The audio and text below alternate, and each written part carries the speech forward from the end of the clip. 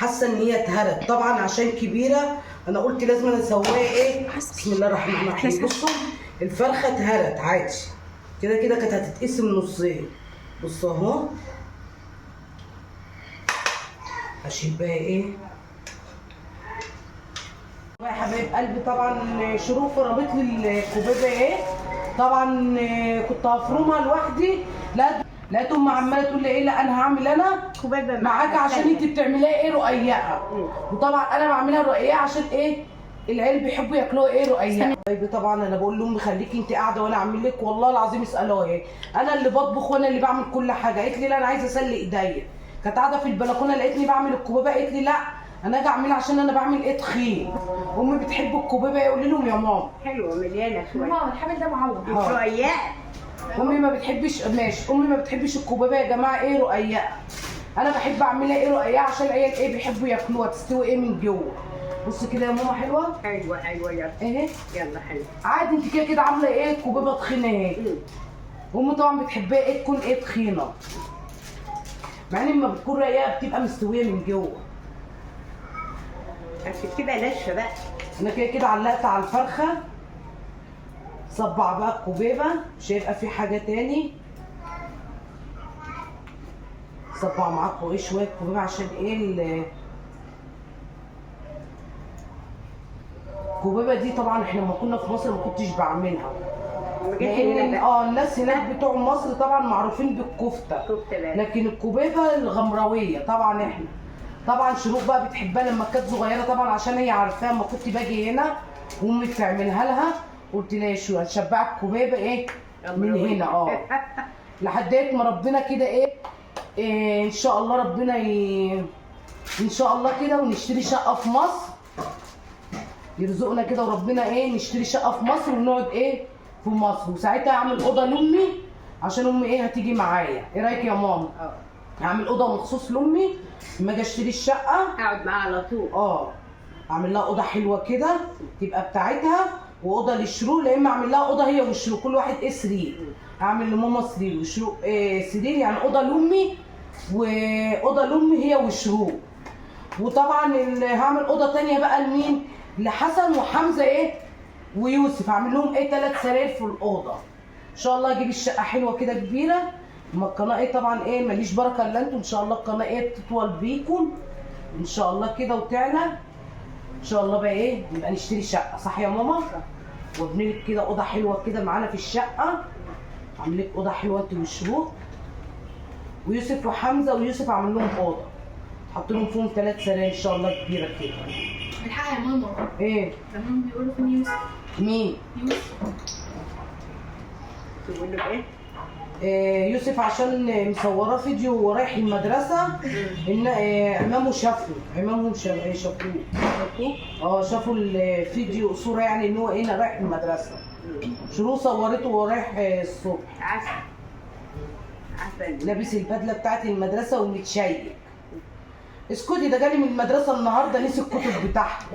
فرقوا الكتب وطبعا سابها فين؟ على الديسك صح يا شروق؟ خدها بقى. ده كويس. ابوه طبعا بصي وهو خارج وقفوه عشان ياخدوا تطعيمات. ادوا له حقن تطعيمات. اول مره اعرف كده.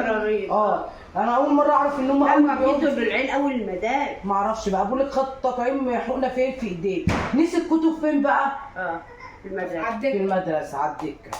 جاب لي الشنطه ما فيش الا كتاب ايه شروق؟ كتاب الانجليزي. بقول له يا شروق يا يوسف انت مش خدت الكتب فين الكتب؟ قال لي يا ماما ده انا نسيتهم. قلت له الله يخرب بيتك يا يوسف. لا ما قالكيش انا نسيتهم. قال لي لا ده انا استلمت واحد بس. لا انا خدت واحد بس. لا ورجع قال لي انا نسيتهم ما تخافيش. طبعا ابوه ايه مع ابوه. شوف حسن يا كريم مع ابوه هو في البلكونه عادي. طبعا بقى ايه كريم عرف الموضوع جري على المدرسه. هو اللي راح جاب جري راح شافهم لقى الكتب بتاعته حاططها فين على الديسك. قلت له طب كويس ان ما حدش خدهم من العيال. ويوسف طبعا عشان الحقنه اللي خدها نسي. بس لو حد خدهم وواحده كويسه هتجيبهم هتوديهم المدرسه. مين اللي هياخدهم؟ ممكن العيال يعني العيال الصغيره امهم بقى لو كويسه هتجيبهم. الحمد لله راح لقوهم على الديسك، اصل هم نزلوا العيال لما استلموا الكتب، نزلوا العيال كلها وهي مروحه عشان تاخد ايه الحقن. طبعا يوسف ما لحقش ايه يجيب الكتاب، يوسف ما لحقش يلم الكتب من على الديسك. عمل ايه بقى الاستاذ يوسف؟ سابه نزل عشان ياخد الحقنه والشنطه ايه في على ظهره، ونسي ايه كده. بصي حلوه، جميله. كيلو لحمه عليها على 2 كيلو رز عشان تشبعوا. كيلو لحمه؟ جميل. لحمه مفرومه عشان تشبعوا بقى. حلو. جبتها من الجزار اللي قدامنا دي. خلت شروق نزلت ايه وهي نازله، قلت له ايه طلع لها كيلو لحمه بس ملبكه وفرمها عند الراجل اللي جنبنا. مربكه وحلو. زي ما عملتها المره اللي فاتت. كلها بس طماطم طيب. عملت والله، عملت طماطم في الخلاط. على فكره انا قلت لابو الشو، طبعا ابو الشو ما بيحبش الكبابه، بيحبها كفته زي بتوع مصر. هو طبعا عشان كان عايش في مصر مع اهله وكده، ما يعرفش موضوع الكبابه دي، ما بيحبهاش. طبعا قلت له دلوقتي، قلت له انا هعمل الكبابه كلها مش هعمل كفته واحط لك عليها ايه طماطم صلصه. بيحبها ايه بالخلطه. قلت له خلاص هعملها لك كده. حط الطماطم بتبقى جميله. بصي اهي، على فكره الرز بيزيد كمان. بصي كده حلو حلو حلو جميل.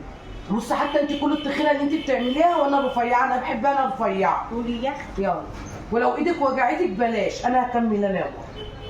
بلاش والله بجد، قومي انت ايه حتى نامي شويه ارتاحي على بال ما اخلص. او عايزه تقعدي في البلكونه اقعدي. انا هعملهم في ايديا بسرعه اهو، مش هياخدوا في ايديا حاجه. كويس ان حمزه نايم، حسن صحي طبعا قاعد مع ابوه في البلكونه. هو بقى نام شويه. نامي لك شويه على بال ما اخلص الاكل، اصحيك واديك الدواء واعمل. بص انا عملت الكبيبه طبعا الاسبوعين اللي فاتوا. والله تحفه. امي بس حطت ايدها فيها كده زي ما قاعده كده، جميله جميله. صح يا ماما؟ طبعا طلبوا بقى النهارده، طلبوا كبيبه. قلت والله اللي نازله جايبه لي، مع اني كنت عايزه اعمل شويه طبيخ. كان عندي باميه في الفريزر، يلا خلاها المره الجايه اجيب عليها ايه لحمه. باميه بتبقى حلوه بالايه باللحمه. واجيب بتنجان ايه واحدقه. انا بحب اكل الباميه بالبتنجان، واحب ايه تبقى ايه لحمه عليها. الباميه بتبقى جميله باللحمه. هسيبه عادي في الفريزر اهي، انا بعملها حتى ايه بكره ولا بعد. ما انا دلوقتي علقت على الفرخه. فرخه كبيره ممكن تستوي بسرعه. ما كان تسوي كده من تدريجي. انا رحت اشتري الفرخه لقيت البنات بتقول لي ما فيش الا 2 كيلو 2 كيلو ونص. فراخ كبير. انا كنت عايزاها ايه يعني مثلا ممكن كنت اجيب ايه 2 صغيرين. يعني مثلا ممكن على كيلو ونص. لقيتها بتقول لي لا الفراخ كبيره عندي. كنت هجيب 2 لان الفراخ الصغيره بتستوي بسرعه. الوليه هنا ايه تحت ايه؟ كل حاجه عندنا هنا تحت والله. السوق وكل حاجه. بس لما بروح بقى عشان اجيب خزين طبعا بروح ايه عندي سوق الاربع، السوق بتاعنا يعني عشان اجيب حاجات ايه كتيره. لكن الحاجات الخفيفه خضره مثلا عايزه اعمل حاجه النهارده خفيفه بقوم جايباها ايه من تحت. يا حبايبي هشيل الفرخه اهي، حاسه ان هي اتهرت طبعا عشان كبيره. انا قلت لازم اسويها ايه. بسم الله الرحمن الرحيم. بصوا الفرخه اتهرت عادي كده كده، كانت هتتقسم نصين. بصوا اهو. هشيل بقى ايه حاجه بتاعتها القناصه ده لحمزه. اكلت لهم الكبده والله العيال صعبانين عليا اصلا، صاحيين طبعا جعانين. الكبده دي حلوه طبعا للعيال. وطبعا عامله لهم ايه، استني يا شروق اقفلي كده يا شروق. بصوا بقى يا حبايبي، شلت الفرخه اهي قدامكم. هعمل بقى ايه حاجه واحده بس ايه طبعا ايه دي ليا ضاني ايه. هقطع حته ليا على الشوربه لان الليا دي بتبقى جميله. امي قالت لي ايه لو عندك ليا في الفريزر قطعي ايه حته عشان هرص طبعا قدامكم الكبابه اهي. بصوا يا حبايبي اهي الدنيا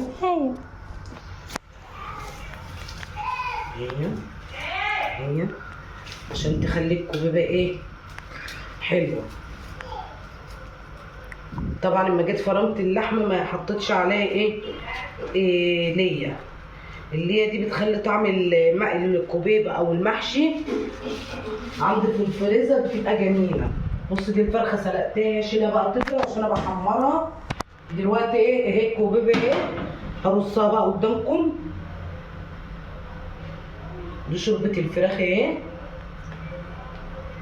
المره الجايه بقى ان شاء الله هعمل لكم كوبيبه على بط، عشان نفسنا الواحد ياكل بط ان شاء الله. بنزل اروح اشتري لهم بطايه حلوه كده. ايه رايك يا شو؟ بتحب البط؟ انا كنت مهيصاك يا شو ما كنت هناك في مصر. احنا كنا بنتعض ها؟ وكنا بنتعض.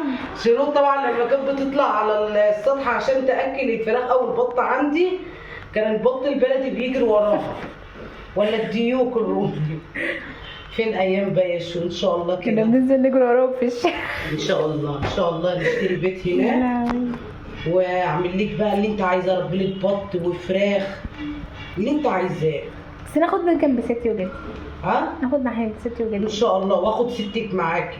ستي اخد وجدي؟ امي طبعا معايا تقعد معانا. هعمل لها اوضه ان شاء الله هناك حلوه كده. بس بجد والله نفسي لو خدنا شقة ناخد شقة في الدايرة اللي هناك كده. ها؟ ناخد شقة في الدايرة اللي لا انا هناك. مش هشتري الشقه يا شروق. انا عايزه اشتري بيت على الطوب الاحمر كده ان شاء الله، حتى لو مبني دور على الطوب بيت الأحمر؟ لوحدنا. واقوم مكملاني ادوار بقى ليكوا. يعني ابني ليوسف شقه مثلا. اول دور ممكن اخليه ليا انا وابوكي، فاهماني؟ نقعد فيه وابني لك انت دور ان شاء الله كده. ابني ليوسف دور حلو عشان لما يجي يتجوز يقعد معايا في البيت. انا كده مش عايزه عيالي يبعدوا عني. واعمل للشو شقه ان شاء الله. ابني لها شقه حلوه في العماره. كل واحد من العيال هبني له شقه. ايه رايك يا شو؟ مش عايزه تقعدي معانا ومع اخواتك؟ اعمل لك شقه حلوه كده تقعدي معانا فيها. طب الفيديو طول. طب تخلصي ماما، تخلصي وترجعي تاني عشان الفيديو طول. ماشي. تلاتة. بصوا بقى يا حبايبي رصيت اهو. بصوا وريهم يا شو. بصوا انا حطيت في النص وانا برص الكوبيبه شويه تخديعه. دلوقتي هحط بقى شويه تخديعه عشان هم عايزين طماطم فيها بتبقى جميله. صلوا على النبي يا حبايب قلبي. انا طبعا وانا بعمل الاكل طبعا هقطع حته ليه على الوش كده. طبعا يوسف جاي من المدرسه كان في فطار ما رضيش يفطر. قال لي لا يا ماما اعملي لي وانا بصبع الكوبيبه. عايز قرصين. قلت له خلاص هعمل لك امي طبعا قالت لي جربي الاول شوفي حطي قرصين في الحله شوفي الكوبيبه هتفرك ولا لا. طبعا انا حطيت قرصين اديهم بقى ليوسف، لان يوسف بيحب جه من المدرسه نام ما رضيش يفطر والله، مع اني جايبه الفطار اهو ما رضيش يفطر. يا قلبي فتحوا الادراج. ها؟ عندهم ده مع الادراج بصوا فتحوا. بقى يا حبايبي اهو. بس مش كتير. خليكم معايا يا حبايب قلبي. واحط بقى ثانيه الشوق. طبعا انا حاطه على الشوربه كل حاجه وانتوا عارفين، ملح والفلفل الاسمر وكله والبهارات. بصوا بقى الكوبيبه اهي. سيبها بقى تتسبك. بصوا بقى دي صابعين كنت حطيتهم قلت اجربهم. بصوا يا حبايبي كوبيبه جميله اهي. بصوا اهي. طبعا الكوبيبه اتعملت اعملهم ليوسف قصده واتهرق. سبتها اتهرق. طبعا اديهم ليوسف ياكلهم. بصوا يا حبايبي اهي. حاسبي وقعت اهي. بصوا يا حبايبي الصابع ماسكه حلو ازاي والله طعمه جميل. بصوا تحفه. بصوا بقى استنوا بقى واحنا بناكل الكوبيبه. ما تنسوش اللايك والاشتراك عشان القناه تكبر بيكم. يلا بقى.